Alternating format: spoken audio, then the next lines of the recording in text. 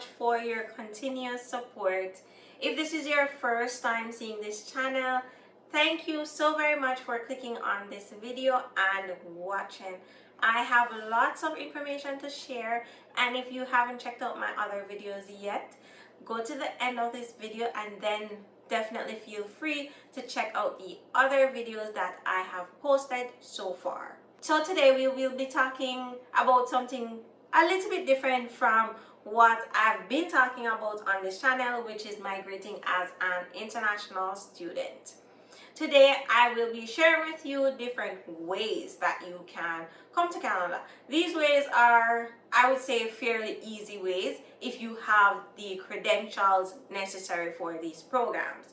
So the first one that I want to touch on is the Federal Skilled Worker Program. So if you have post-secondary education, whether it's a bachelor's degree, a master's degree, a PhD, then hold up. If you have valid work experience, then this might be the one for you. And if you have confidence in your English abilities and you are able to pass the English exam with good scores, then this might just be the program for you to use to come to Canada.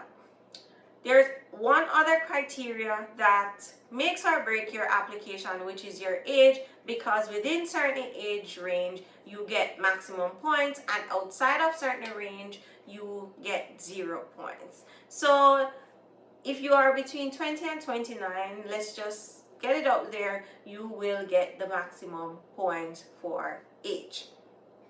So if you have answered yes, yes, yes, and yes to all 4 of those questions, then please go to the website, answer the questionnaire to make sure that you're eligible, check your CRS score, and this might be the game changer for you.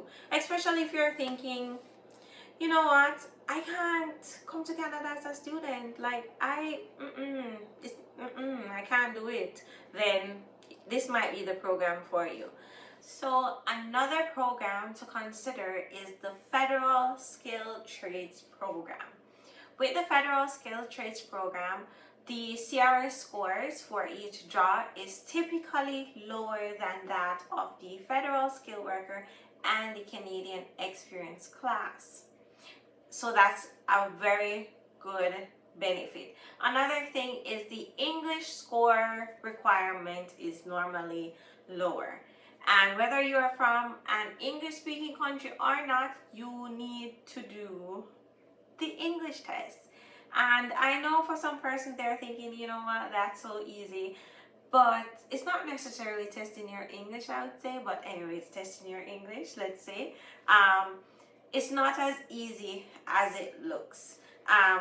Another big point for this program is that you either need a valid job offer in Canada for at least a year, or you are issued with a certificate of qualification in a trade by a Canadian provincial, federal, or territorial authority. So that's very important, and it might be a tad tedious, but if you can gain all of that, then you are on the right path to basically being eligible for this program. The other one that you can consider, which is one of my favorite programs because it gives you a big bonus, is the Provincial Nominee program. This program gives you 600 extra points. Can you imagine? So with the points that you have already basically acquired with your work experience, your education, if you are nominated for the Provincial Nominee Program, you get 600 extra points. So let's say before the nomination your score was 680, you now have 980 points. And the maximum for express entry is 1200. And majority of the time, most persons are not above 600. So you're like in a really safe zone and you're setting yourself up for success. And success is getting your invitation to apply for permanent residency. There are 2 ways to apply to this program, which is directly through the province that you are interested in living in and working in. you can apply directly to them and basically get your nomination that way. And you can go onto the website and see all the requirements for this program. Another way that you can apply for this program is you can basically submit an express entry profile and select the province that you would like to live in and work in, and they can select your application from that pool to give you a provincial nomination. Like, if you get a provincial nomination, trust me, good to go. So I absolutely love that program. So I'll talk a little bit more about it on other videos, but for now I want to introduce you guys to it so you can do your due diligence and your research to see if this is the program for you. One other program is the Atlantic Immigration Pilot Program, which was introduced a few years ago. It is a cheaper program than the Express Entry, but this program is focused on northern provinces, which is not a bad thing because these provinces, the cost of living is cheaper than coming to some of the big cities. So that's definitely somewhere to consider. And if you are even coming as a student, those provinces are somewhere to consider because it's cheaper and you get to keep more money in your pocket. Of course, we're all trying to save and be financially free, so check that one out.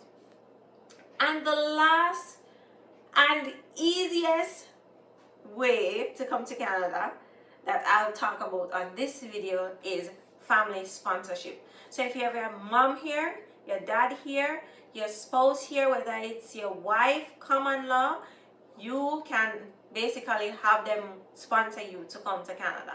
And with the sponsorship, you personally don't have to do anything. You don't have to have education. You don't have to do this English test.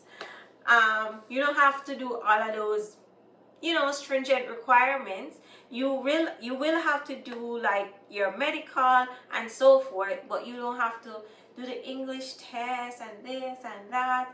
It's a lot easier, and it could be faster, but nothing is fast in COVID these days. So let's not even talk about fast, just talk about easy and talk about cost effective. These programs that I have spoken about are more cost effective than coming as a student, because yes, you will have to show proof of funds for these programs, but you get to keep the money after you show it.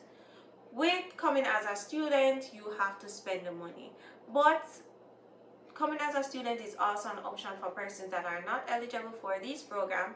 And coming as a student is basically an investment because you get Canadian education and then you can flow into the work world here in Canada a little bit smoother. So those are definitely options for you to consider if you don't want to come as a student, or if you can't figure out any other ways to come. I hope this was very useful and eye-opening for you to know what's out there and basically what other programs you can do. I'll talk a little bit more in details about some of these programs, so definitely subscribe to the channel.